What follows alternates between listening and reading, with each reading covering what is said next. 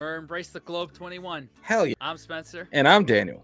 And today we are tackling the Geography Now episode of Russia. Hey. Americans looking at Russia. Hey. Okay. Well, there's probably a lot of Americans looking at Russia, but let's check it out. Not much more to say in this one. Let's just dive into it, man. Let's Before we 3, 2, 1. Good job. Hey everyone, we've reached Russia, the big guy. You've probably heard of him. For this episode, I really wanted a real Russian to co-host with me. One guy immediately popped up. Say hi to Mr. Mike. Born and raised in Russia, in childhood, speaks the language, knows the culture. This dude is my go-to Russia guy. Quick disclosure, I've lived here in the States 3 times longer than I've lived in Russia. That said, where I falter, this is a preemptive apology. Well, thank you, Mike. Either way, it was either you or that Dimitri guy down my street. The crackhead? Oh, nice. See how slim our options were? You're the best I got. It's time to learn geography. No! So, already off to a stereotypical start here. Why not? God, man. This is gonna be fun. This is going to be fun. It's gonna be a lot of us. Hopefully it's not, but we're gonna be tippy-toeing. Let's Are see. we? No, look, we never every do. time you say we're going to be doing this, we're going to be doing that, we end up doing the complete opposite of that. Yep, We've been we're doing setting this up. for 3 years, man. We are going to elephant stomp this thing. Exactly. Or was this reindeer stop it? Because that's I guess the that's what animal it this is. time. I don't know what the fuck that is. That's crazy though. Hey everyone, I'm your host Barbs, here with Mike. Russia is a big country that everyone has heard of. Big, unique, and above all, it's a country many of you guys have been waiting for on this channel. And this is gonna be a pretty big episode. We're gonna cover as much as we can without rushing into it. Приветствуем вас на русский эпизод.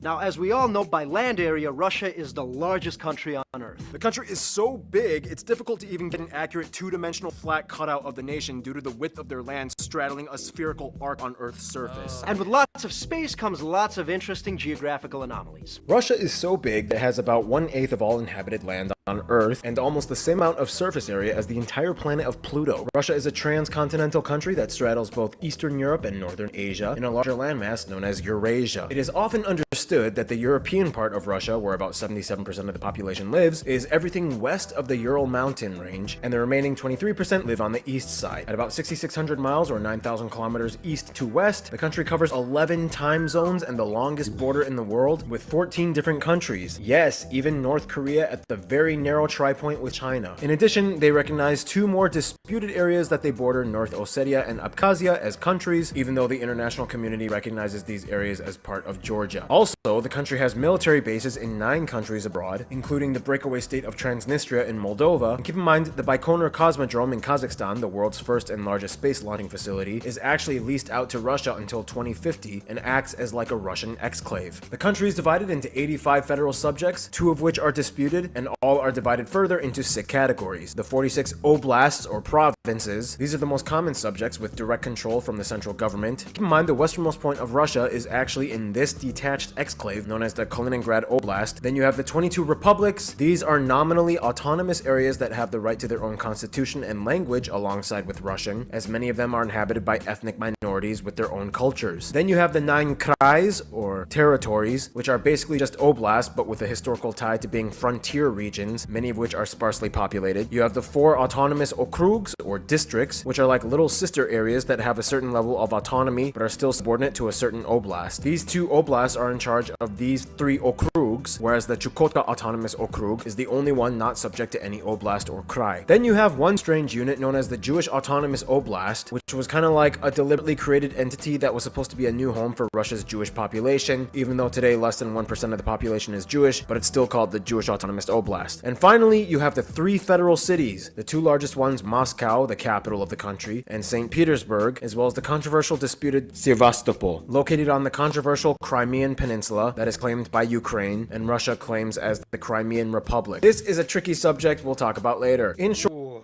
yeah. That's a very tricky one, especially today. Yeah. There you go. There you go. Maybe we'll get another layer.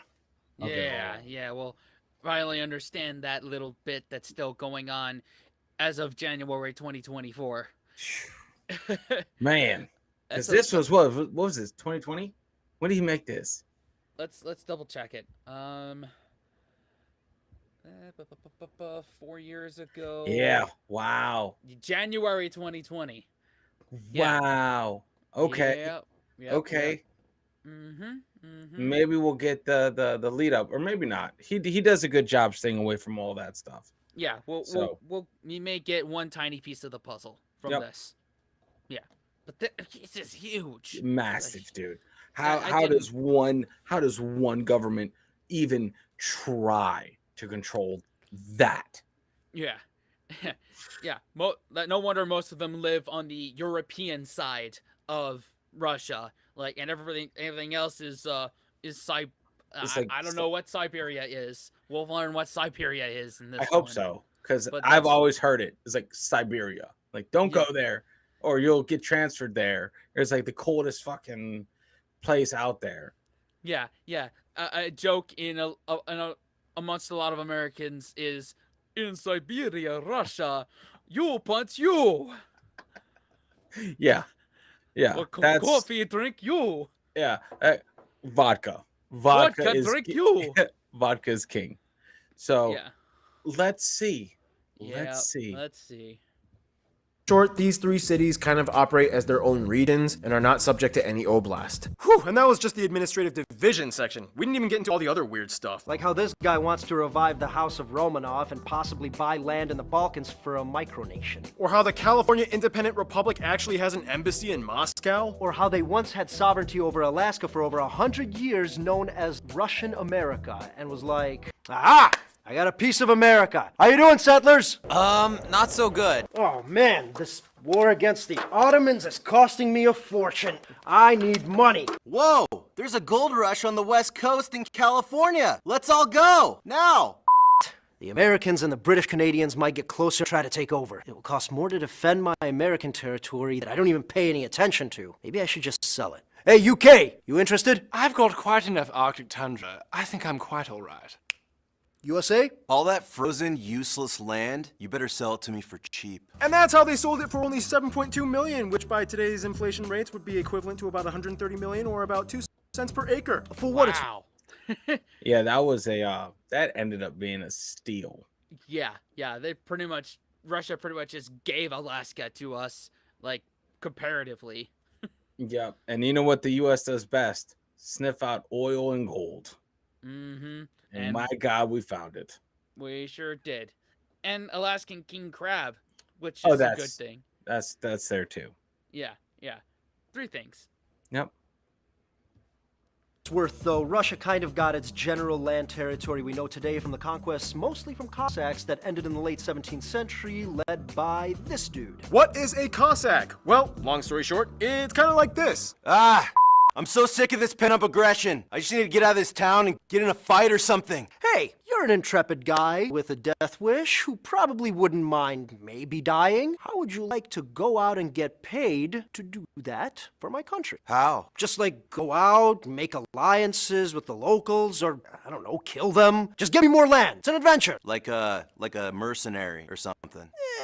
Let's not call it that, but something like that. And that's basically how Russia grew from this to this. In any case, there's a lot more to the Russian scene than just political divisions. The capital and largest city is Moscow, where nearly a tenth of the entire population lives. It is the largest European city, and as of 2020, is one of the top 20 largest cities by city proper on Earth, with over 13 million people. Here, of course, you can find the three biggest and busiest airports. Otherwise, St. Petersburg, the second largest city, has the fourth busiest airport. Just to skip away, St. Petersburg does hold the largest shipping port, the port of St. Petersburg, right on the coast of the Gulf of Finland. The country has thousands of islands and islets off its coast, mostly situated in the Arctic, but the largest one, Sakhalin, located in the Pacific. Going up, you see these two little guys here, the Diomede Islands. Yep, the big one on the left belongs to Russia, and the small one to the right belongs to the USA. And they sit right on the international date line, effectively meaning that even though they are only about 2 miles apart, Big Diomede Island is an entire day ahead of Little Diomede Island. Speaking of which, they have about 23,000 miles of coastline coastline, 5th longest in the world, mostly in the Arctic, giving them the largest EEZ claim over the Arctic Sea. The country has a few territorial disputes. In Asia, you have the Kuril Islands in the east with Japan, where both claim ownership over these islands just off the coast of Hokkaido. In the Caspian Sea, Kazakhstan claims these 3 islands that are currently under Russian control. And finally, you have the most notable dispute that has made all the international headlines recently, Ukraine and the Crimean Peninsula. In the shortest way to summarize, in 2014, Russian troops took over and essentially the entire area was annexed by Russia following a controversial referendum, as most people there are Russian and voted to secede themselves back to Russia. To this day, the international community does not recognize this referendum as legitimate, but the area is still de facto run by Russia. This means that even further than Crimea, the entire Sea of Azov is also disputed. Otherwise, if you look at the population density map of Russia, most people east of the Urals actually live close to the famed Trans-Siberian Railroad, the longest rail line in the world that traverses the entire country, effectively giving them access to other nations like Mongolia, China, and even further as North Korea. Travel gets even more complicated the further north or east you go. To this day, there are no main highways that reach the furthest eastern subject, the Chukotka Autonomous Okrug, and anyone wishing to go there must fly or probably take an uncharted boat from the other coastal areas along the Pacific. Whew, that was a lot of information. So let's just skip over to the list of...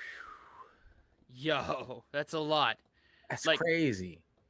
I thought the most bombastic thing we were going to learn in that segment was the stuff about the Crimean Peninsula, which, again, this video was made January 2020. The conflict happened 2021. Yeah. So there could be some new information. We really don't really watch the news too much. So this is where we get our information, is the comment section. Yep. So Yep. yeah. Let's see. I mean, but I didn't know that because listen, I've been unplugged, so I didn't know. I didn't know that much. Yeah. It's like yeah, but that's crazy that there's no highway going to like the tip of Russia that's closest to Alaska. Well, I mean, why? Like that, like why would you? That's freezing. Yeah. Why would to build a railroad up there? Oh my god. Yeah. Oh my god, dude. Plus, they already got the longest railway in the world with the Trans-Siberian Railway. Crazy. You can be on that railroad and still be in the same country for how many days is that trip? Like all of them. Oh all my god, dude. Yeah, that's a lot. Nuts. Mm-hmm. Take an uncharted boat from the other coastal areas along the Pacific. Whew, that was a lot of information. So let's just skip over to the list of notable places. Some of the top places you guys, the Russian geography suggested we mention in the video, include places like Dargov's City of the Dead, Lenin's Mausoleum, Izmailova Kremlin, the Moscow metro stations, Temple of All Religions, Tsar Bell, the Dostoevsky Theater, the Vodka Museum in St. Petersburg, Hotel Ukraina, Bolshoi Zavadsky Island Maze, Freud's Dream Museum, Whalebone, the Sovolki Monastery and Army Base in Gulag, Ulan-Ude Ethnographic Museum, the mummified remains of this guy, the most famous statue probably being the worker and kolkhoz woman. They've even have the tallest statue of a woman in the world. There are, of course, so many churches, mostly Orthodox, so many amusement and theme parks. And Mike, the most top famous places would probably be the Red Square, St. Basil's Cathedral, the Winter Palace, and Peterhof. All right, well, that was a lot of heavy information. Russia is no joke when it comes to contrast. Much like the landscape, which brings us to...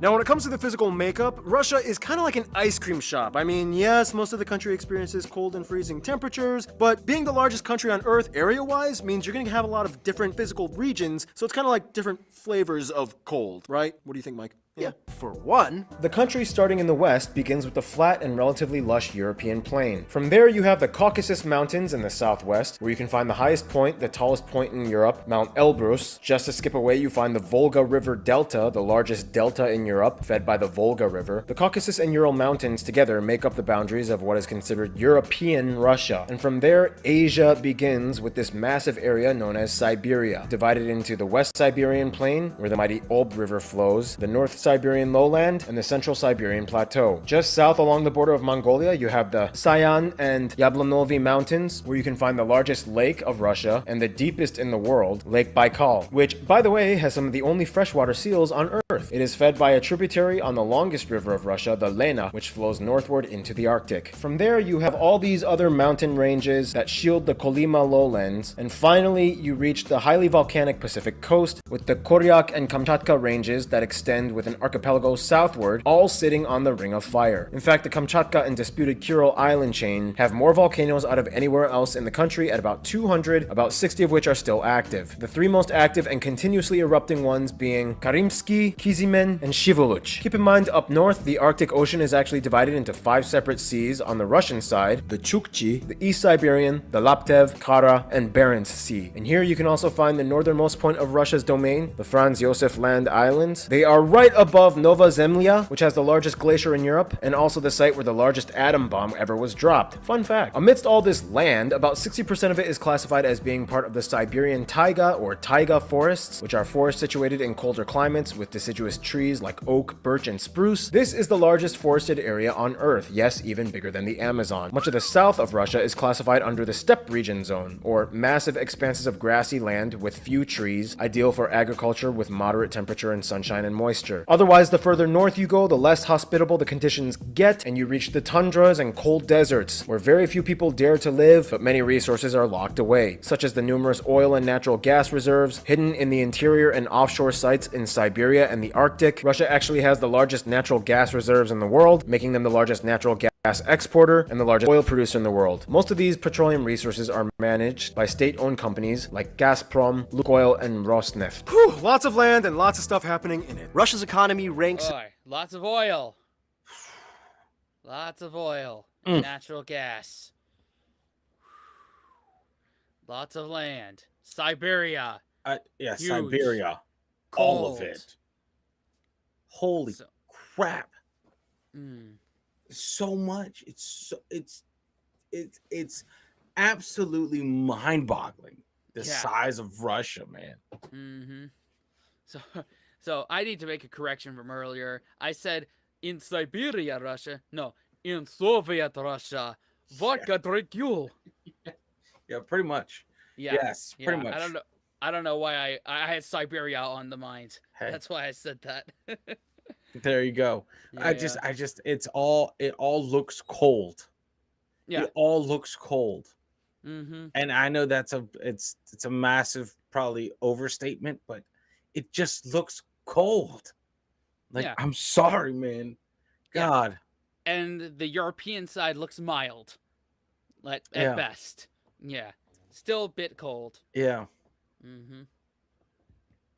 is the 11th largest by nominal GDP and 6th largest by purchasing power parity in 2020. Back to resources though, agriculture in Russia is kind of limited. Only about 0.1% of the 1 billion acres of arable land is used for permanent agriculture, and they only have a short 2 to 4 month harvest season. This is due to much of the area covered in full or semi-permafrost, which is not ideal for crop production. One thing it does produce though are these interesting geological formations known as pingos, which implode into massive craters which fill up into ponds, making the landscape the most trypophobic triggering region on Earth. Oh, get it away from me! All the strange cold water and wind erosion is also the reason why Russia has incredibly distinct remote rock formations found all over along the taiga and steppe regions. This means almost all farming happens in the southern areas of Russia where the climate is slightly warmer and accommodating. Nevertheless, even with the limited industry, Russia still ranks #1 in producing certain crops such as buckwheat, barley, oats, sugar beet, currant, gooseberries, and raspberries. In addition, they are the largest palladium and diamond producer in the world. When you think of Russia immediately, you think of cold. I mean, they do have the coldest inhabited town on Earth. But Russia actually has the largest temperature range on Earth recorded as well. The town of Verkhoyansk can go from 37 degrees in summer to -68 in winter, making a 105-degree difference. Technically, the fringes of the Caspian Sea in the south are also considered semi-arid desert zones, making them some of the warmest regions in all of Russia. And some of the surrounding landscapes you could swear were in northern Africa or the Middle East, with sand dunes and camels. And speaking of camels, animals. The country has over 260 mammal species and nearly 800 bird species. Animals you may have heard of, such as the Siberian tiger, Asiatic black bears, Eurasian lynx. In the tundra regions, you can also find polar bears, reindeer, walruses, narwhals, Arctic foxes. In the warmer areas, you have wolverines, wolverines, as well as that strange saiga antelope with its weird elongated nose. Of course, it wouldn't be Russia without the national animal, the Eurasian brown bear. So yeah, Russia. It has deserts, and it can be over 100 degrees, imploding permafrost, and active volcanoes constantly erupting as we speak. And finally, to finish all of this segment off, food. Now, of course, due to the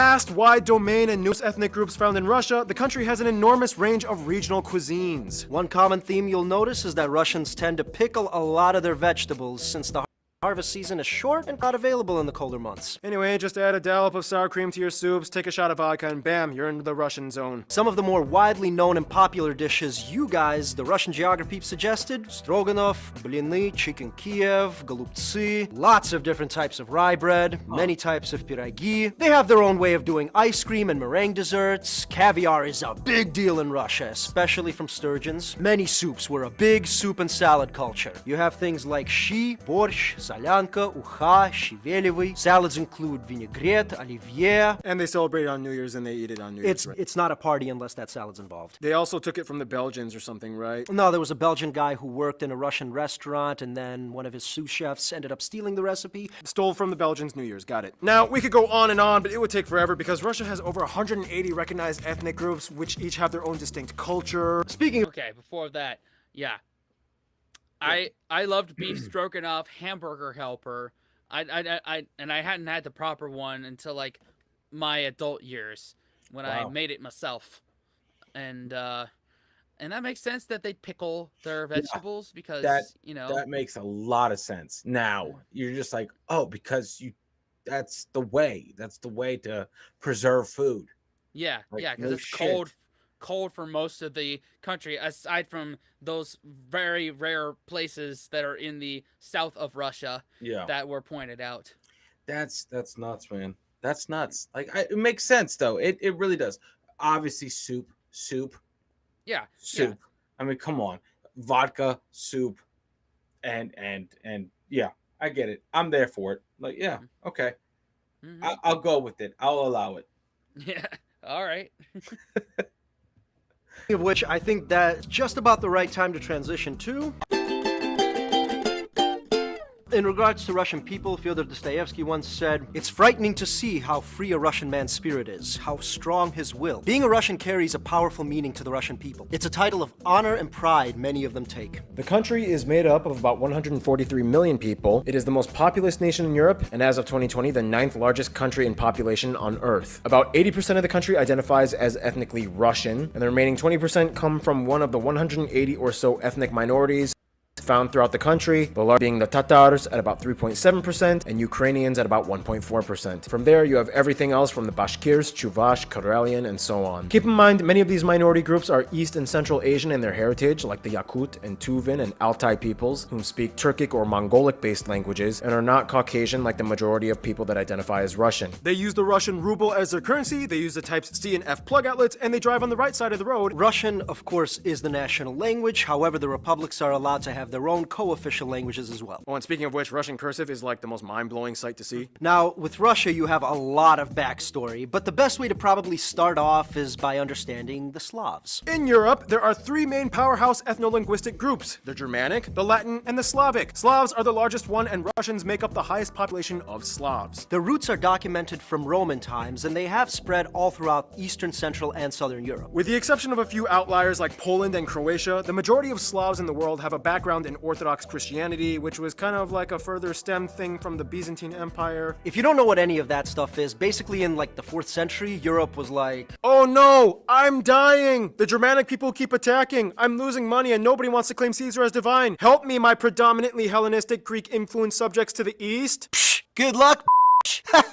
I'm doing my own thing. I also made my own capital, and I'm ditching that polytheistic stuff for Christianity. And then in the 11th century, it was like, So what's your problem? Why do you want to split up? well, besides the secondary dogmas we disagree on, we mostly don't like your practices. We don't think the Pope has any authority over the church. Yeah, but you guys have patriarchs. Yeah, but that's not the same thing. Those are like regional managers. Also, you guys have way too many creepy statues. We believe priests should be allowed to marry, and we kind kind of like growing out our beards. Well, yeah, well, at least we play actual musical instruments during Mass. There's a lot more that goes into it, but getting into the theological discrepancies between the two would take forever to explain. In any case, less than half of the population of Russia actually adheres to the faith, and about 30% of the country identifies as either spiritual but not religious, or unaffiliated agnostic or atheist. Aside from all that, it is important to note that not everybody in Russia is Slavic or Orthodox. I already made a video explaining about these, so we don't really have to talk too much about it, just watch the video. But basically, you have everything from the Turkic, Mongolic, Circassian, Uralic, and even Inuit peoples in the far northeast Arctic regions. They even have the westernmost Buddhist community on Earth in Kalmykia. Interesting, bet you didn't know that. Now, compared to the rest of Europe, Russia does have a high birth rate and immigration rate. Nonetheless, they also have a relatively high death rate, especially amongst men. In fact, today, women outnumber men in Russia at a 1 to 0.84 ratio. Yeah, there's a lot more women. In Russia, the competition amongst women is kind of visible. You explain. It's not uncommon to see women dressing up in full presentation mode with heels and nails done, even just to go to the store to pick up milk. To dive further into the social dynamic, you have to kind of understand Russia has gone through a lot of eras throughout its history. Basically, they've had kingdoms, invasions, expansions, wars, empires, unions, and the most notable era, the 20th century communist era. The word has an almost ubiquitous connotation with the country of Russia. This is why you hear a lot of those distinct Soviet communist era words and phraseologies used in media like proletariat, bourgeoisie, means of labor, comrade! They were the first nation to extensively kick off and implement the political ideology constitutionally after the October Revolution, and furthermore, they spread it abroad. I mean, that's kind of what the whole Warsaw Pact and Eastern Bloc things were during the Cold War, and it goes even further than that. All right,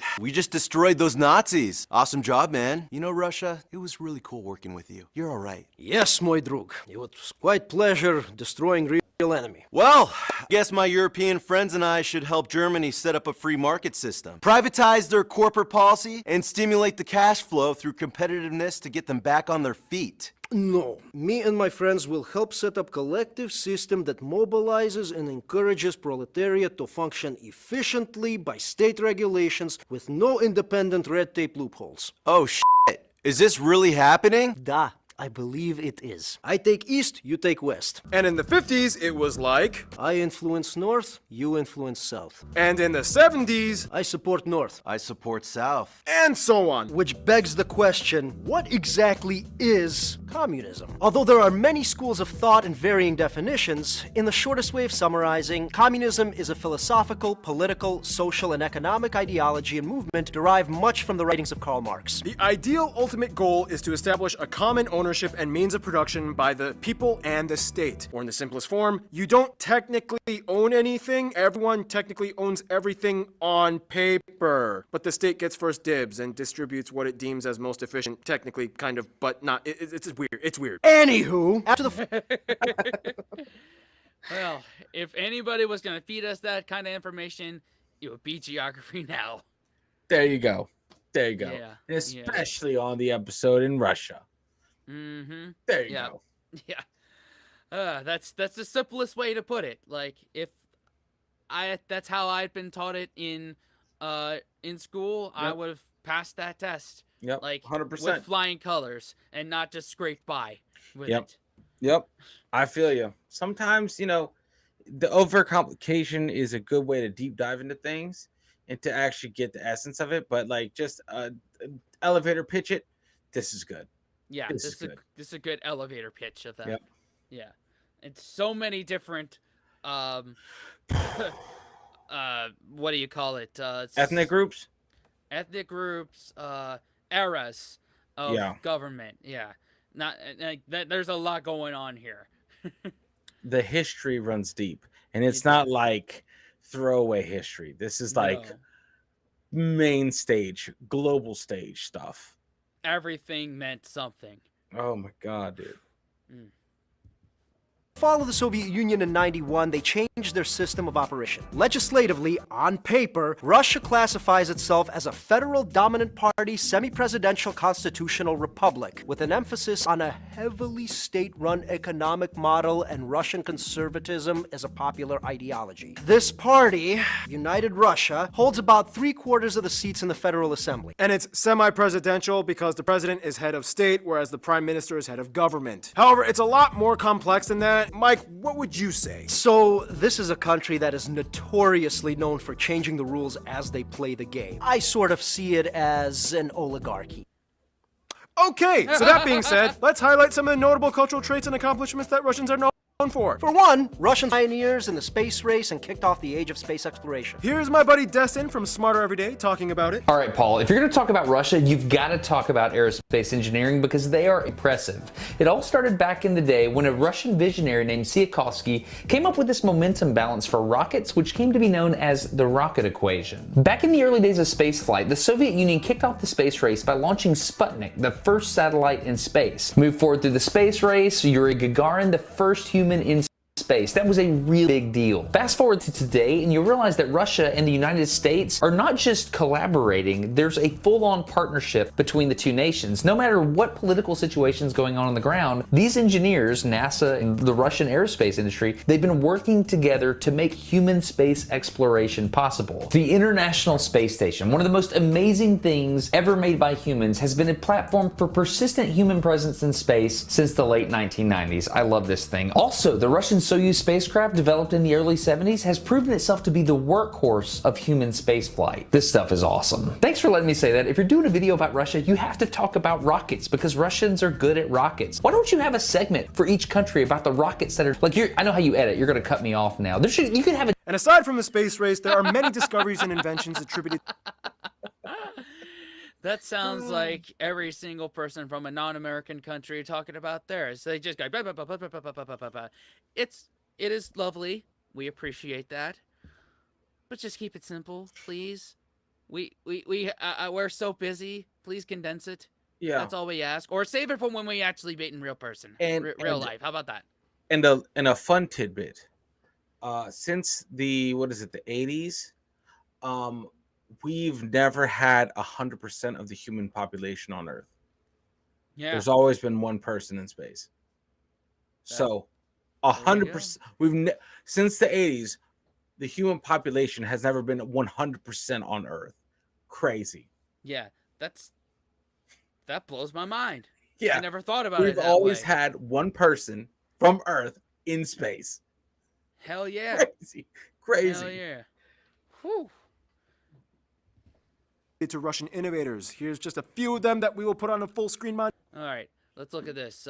Wireless radio, the videotape recorder, the solar cell, electric AC transformers, icebreaker ships, electric railways. All right, you get this, right? Yeah, everything to do with snow weapons breaking through ice. Got it. Yeah. Montage. They even invented the game Tetris. In fact, their theme song is a Russian folk song called "Korabeniki." Ой, полным-полна моя коробушка есть и ситцы и парча.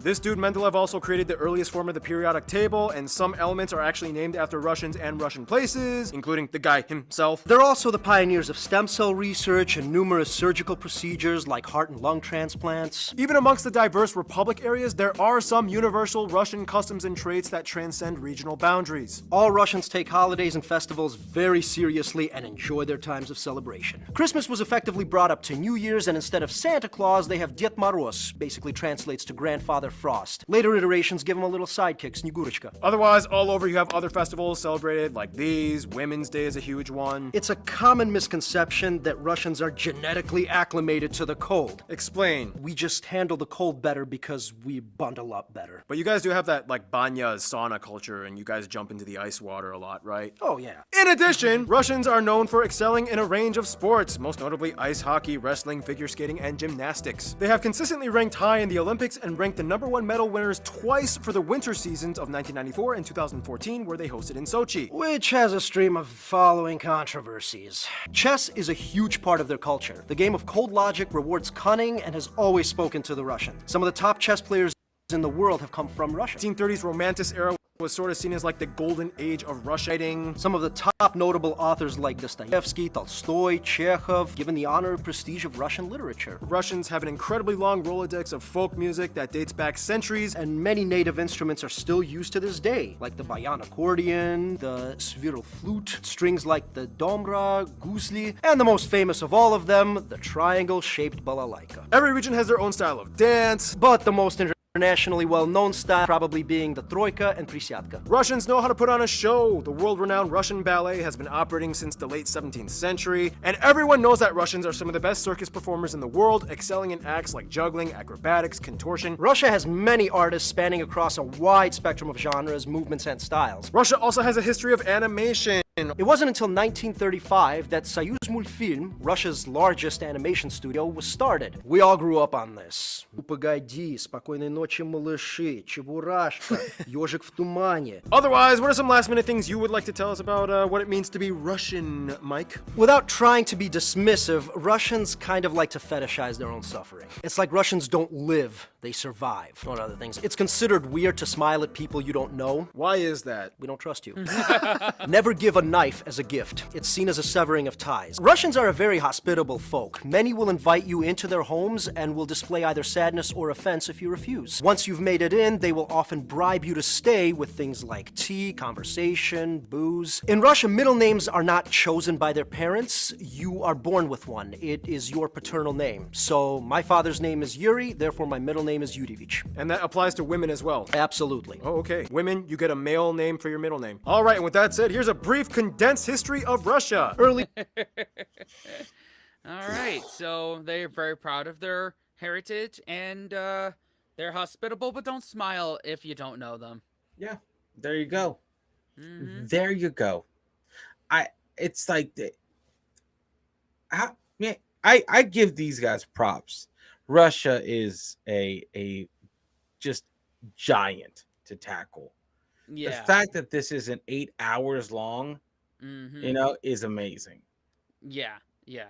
It's yeah, there's a lot to unfold. Like a whole, holidays itself is like that was just glanced over there, like Christmas and was it Women's Day? Women's Day. Yeah, I didn't see the rest. They were moving too fast. Like Yeah. this is like a crash course in a lifetime of studying. You know what I mean? Yeah. It's Yeah. just it's a lot. Yeah. It's just so much. Jesus. Let us know your favorite Russian holiday down below. There you go. Oh, they're gonna try to tackle history here. Yeah, man. This is gonna be quick. Yeah. dispersed Slavic tribes. Rurik the Rus unifies them. The Kievan Rus. Vladimir the Great. Mongols invade. Ivan the Great. Ivan the Terrible. House of Romanov begins. Peter the Great. Catherine the Great. Crimean War. Serfdom abolished. Alaska sold to the U.S. Russo-Japanese War. World War. Rise of the Soviet Union with Lenin's Bolsheviks. Royal Romanov family is deposed. As depicted by that incredibly accurate cartoon. Communism! Lenin dies. His body is weirdly embalmed and put in display, but okay. Stalin dictator years. World War II. Germany breaks agreement and tries to invade Russia. Big mistake. Yeah. Cold War begins. Nuclear arms race and space race with the USA. Cuban Missile Crisis. Summer Olympics in Moscow. Gorbachev reforms and wins a Nobel Peace Prize. Boris Yeltsin wins first presidential election. Fall of Soviet Union. Chechnya unsuccessfully tries to break away. Putin voted in for the first time, serves 2 terms, then after a brief hiatus, voted in a 3rd time. Business and digital era boost Russia's economy. Georgia-Russia war. Russian troops take over Crimea. Controversial referendum. And here we are today. And there's a lot more we could have expounded on, but there isn't enough time, so if you'd like to add anything, please write it in the comments. In any case, we've already mentioned some famous Russians in this episode, but here's a list of some more notable Russians, historic and modern. Some of the most famous authors authors include people like these, but the most famous ones might be Alexander Solzhenitsyn, Vladimir Nabokov, Nikolai Gogol. a lot of famous actors and directors, but some of the top ones being people like Klara Rumyanova, Anatoly Papanov, Vladimir Vysotsky, Andrei Mironov, Anton Yelchin, Alla Pugacheva, Valery Syutkin, Boris Grebenshchikov, statesmen and war heroes like Alexander Nevsky, Georgy Zhukov, Mikhail Kutuzov, Valentina Tereshkova, Vasily Zaitsev, Alexander Pakryshkin, tons of athletes like these. Lev Yashin, Olga Korbut, Irina Rodnina. And there's a lot more. Please add them in the comments if we missed any. Yeah, those are just my favorites. As you can see, Russia is not just a country, but almost like its own world in itself. And speaking of the world, that brings us to... This is gonna be... Is this the shortest section? Let me see. Yeah, Man. it's like the shortest one right there. Ugh. Okay. Yeah. Now, with Russia, diplomacy has played a very unique role throughout the past few centuries, even before Cold War times. As a transcontinental nation, they've always had kind of their hands in both European and Asian affairs, but it doesn't really stop there. For Africa, 7 countries had governments that were actually influenced by Marxist ideologies brought in partially by Russians during Cold War times. These countries developed the closest ties diplomatically with Russia. It also explains why the flags of Angola and Mozambique have images inspired off of the former Soviet hammer and sickle emblem. In Asia, things go all the way back to the era of expansion when Russia was conquering lands east of the Urals. Today, 4 countries in Asia are categorically classified as either constitutionally communist or led by a communist party, primarily influenced by what was back then communist Russia. They are China, North Korea, or the DPRK, Vietnam, and Laos. Russia is one of the few countries that had ties to North Korea after the Korean War, as they influenced certain aspects of their Juche ideology, and even during the most isolated years, Russians still had relatively easier access to North Korean travel and business. During war times, Russia also played a pretty strong role in the influence of various sides in Laos, Cambodia, and Vietnam. Today, Vietnam is one of the favorite hotspots for Russian tourists in Southeast Asia. With China, relations are generally amicable, although in the 50s there was the massive Sino-Soviet split in which China was like, look, Russia, it's cool you introduced the concepts, but we're gonna run communism our own Chinese way and we don't need you to chime in anymore. Nonetheless, today, China is one of their closest allies and biggest trading partners. Which is interesting because with India, relations have been relatively good after the Indo-Pak War, in which Russia sided with India against Pakistan, who is an ally with China. And today, Goa is a huge hotspot for Russian tourists as well. Either way, all 3 are members of the BRICS countries, which also include Brazil and South Africa, 5 emerging world regional powers that have agreements on things like mutual benefit and development. Cuba and Venezuela are probably the best Latin American friends, Cuba being the only country in the Americas that fully adopted communism and played an important role in the Cold War tensions. With Venezuela,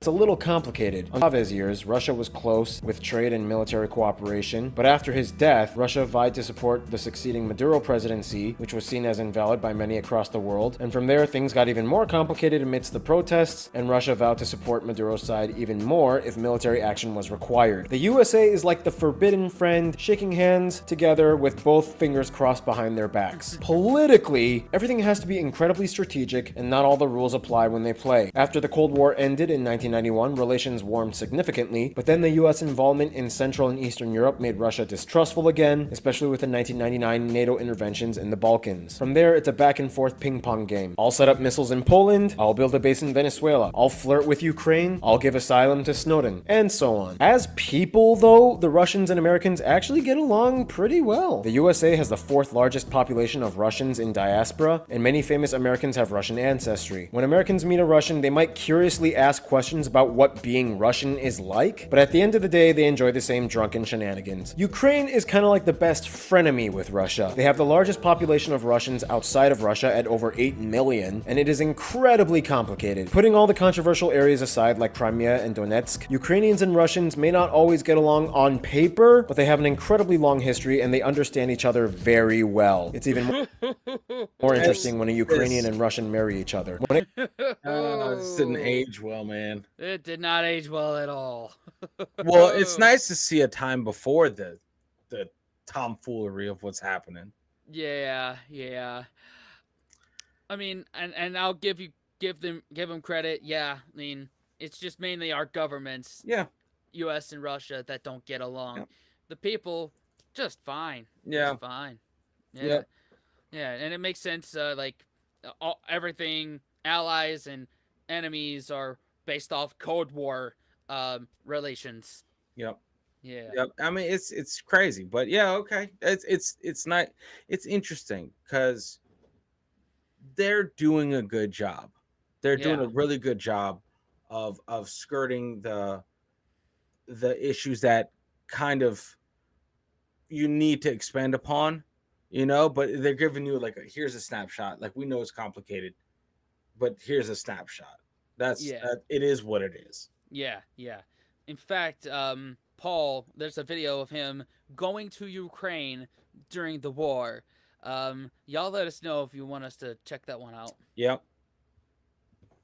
When it comes to their best friends, however, most of you guys, the Russian geographers, mentioned 3 countries: Belarus, Kazakhstan, and Serbia. Serbia, in essence, is kind of seen as like Russia Jr. with a little Balkan spice. Both were once communist powers in their own right, both follow the Eastern Orthodox branch of Christianity, both write in the Cyrillic alphabet with few differences, both are opposed to the whole Kosovo thing, and Russians are welcome with open arms in Serbia. Serbians even sometimes say they are one of the 300 million, referencing the entire Russian global population domestically and abroad. Kazakhstan and Belarus have always had close ties, and the Russian language is even co-official in their countries, and both were former USSR states. Kazakhstan has the second largest population of Russians abroad at over 3.6 million, and they are kind of seen as like the breadbasket country to Russia, as their environment is more suitable for agriculture. Many food supplies come to Russia from Kazakhstan. Belarus is like Russia's girlfriend who takes many cues from her boyfriend's lifestyle. The heads of state even play hockey together. The majority of Belarusians actually speak Russian instead of their native tongue Belarusian. This in return, however, has kind of prompted a sort of re-Belarusification period for the country, and they are now trying to reclaim their roots instead of just imitating Russia. Nonetheless, Belarus will always be one of Russia's biggest cheerleaders. In conclusion, Mike, I think you should take this. Russia is an old and contradictory country. It's beautiful but scarred, eloquent and clumsy, cunning and simple. Its people are proud but damaged, resilient and defensive. Russians are unique but numerous, and if you should be so lucky to meet one, you'd be hard-pressed to forget them. Stay tuned! Rwanda is coming up next. Hey guys! All right. All Wow. right. What a follow-up. Russia and then Rwanda. Oh man. Yeah. I bet. Man. Damn, that's a lot. That was a huge crash course right there. Well, it's Yeah. a huge country. So the crash course had to be huge. We're running at almost 46 minutes right now. That's crazy. This is the longest one of these we've done. Mm-hmm. Wow, man. If you count the Geography Now UK, we did over an ETS 21. It's just, this one's giving it to run for its money. Yeah, That's for sure. For sure. But, oh man, my mind hurts, dude. I know. Just so much. And we say this after every single Geography Now episode. What should an American expect when visiting Russia for the first time? What are the do's and don'ts? And also feel free to fill in anything that they missed, which is probably a lot. It has to be a lot. It has to be a lot. But no, man, this was legendary. This was awesome. This is great. Anyway, y'all, thanks for those comments. And thanks for watching. Consider subscribing and watching another video. Definitely. Wash your hands, scrub your toes, wipe your butt, blow your nose, embrace the globe. Unplug and go on an adventure, guys. And we'll see you in the next one. Later. Fellas, we can be that mistake. Let's do this.